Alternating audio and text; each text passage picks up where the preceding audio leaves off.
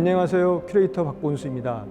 경기도 박물관 특별전 항일과 친일 100년 전 그들의 선택은 경기도 곳곳에서 있었던 항일 독립운동과 친일파에 대해서 조명하는 특별전입니다. 전시는 모두 4부로 구성하였습니다. 제1부 대한제국의 비극 그들의 선택에서 소개할 유물은 이한흥 열사의 철명판입니다. 한말의 외교관 이한흥은 1905년 대한제국의 외교권이 강탈당하자 귀국을 단념하고 런던에서 자결한 첫 번째 순국지사입니다. 이한흥 열사의 유해가 영국에서 돌아올 때 관에 부착되어 있었던 철로 만들어진 명판입니다. 다음으로는 조병세의 순국에 일본 유학생의 91명이 지어보낸 제문입니다. 조병세는 1905년 을사늑약이 체결되자 국권회복과 을사오적의 처형을 민영환 등과 함께 상소하였으나 뜻을 이루지 못하였고 음독 자결하였습니다. 프레더릭 아서 맥켄지는 1906년에 대한제국을 방문하여 일본의 수탈, 독립운동, 의병활동 등을 취재하였습니다. 그 내용을 1908년에 대한제국의 비극이라는 책으로 간행하였습니다. 이 사진은 맥켄지가 1907년 양평에서 만나서 찍은 의병 사진으로 우리에게 전형적인 근대기 의병의 모습으로 각인된 이미지입니다. 제2부 항쟁과 학살, 그날 그곳을 기리다에서는 3.1 독립만세운동과 화성 제암리 학살 관련 유물과 자료를 전시하고 있습니다. 국내외에서 전개된 3.1 독립만세운동은 총 1692회에 최대 100만여 명이 참여한 대규모 민족운동이었습니다. 경기도는 타 지역에 비해 지속적이면서도 격렬하게 만세운동을 전개하여 총 367회로 전국에서 가장 많았고 참여 인원도 17에서 20만여 명에 이르러 가장 많았습니다. 이는 전시장 내에 설치된 경기도의 독립운동 현충시설과 3.1운동 당시 경기도 내 시위 발생 지역을 통해 확인할 수 있습니다. 1919년 4월 15일 일본 군경이 화성 제암리에서 주민들을 집단 학살한 만행 사건을 영상으로 만나볼 수 있습니다.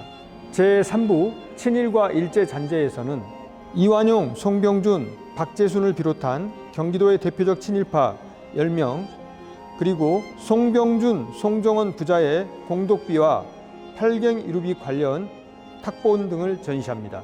1910년 8월 22일 내각 총리 대신 이완용과 통감 데라우치 마사다케는 한국 병합에 관한 조약을 비밀리에 조인했습니다. 병합조약은 8월 29일 순종의 직위를 통해 공포되었습니다.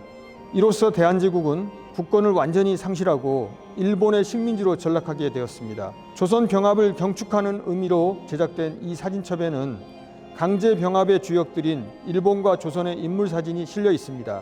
일제가 한국을 강제 병합하자 일본 오사카 신문이 특별 부록으로 제작한 기념 화보입니다. 일본 메이지 천황 아래에 한국 황제를 이태왕, 이왕으로 표기했고 한국 병합과 관련된 일본의 공로자 사진을 먼저 싣고 그 아래 조선왕실 종친과 주요 관리들을 소개했습니다. 조중웅은 1907년 7월 고종황제 퇴위에 앞장서는 한편 정미조약 체결에 가담한 인물입니다. 조중웅은 이토 히로부미를 찬양하는 시를 쓰기도 했습니다.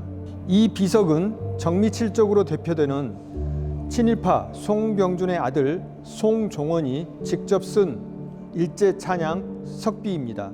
2008년 양지초등학교에서 발견되어 용인문화원에 기증한 것입니다. 팔갱이루란 온 천하가 한 집안이란 뜻으로 일제가 침략 전쟁을 합리화하기 위해 내건 구호였습니다.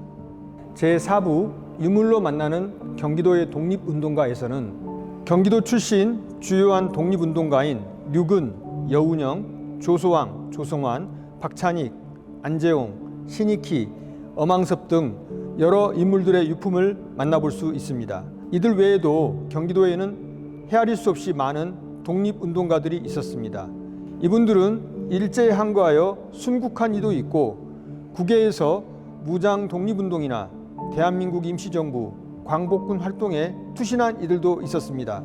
김구 선생은 나의 소원에서 우리나라가 세계에서 가장 아름다운 나라가 되기를 원한다면서 오직 한없이 가지고 싶은 것은 높은 문화의 힘이라고 했습니다. 김구 선생을 비롯한 독립운동가들이 꿈꾼 나라를 만들어가고 있는지 생각해보고 또다시 역사의 소용돌이가 몰아치더라도 100년 전과 같은 매국노가 나타나지 않기를 바랍니다.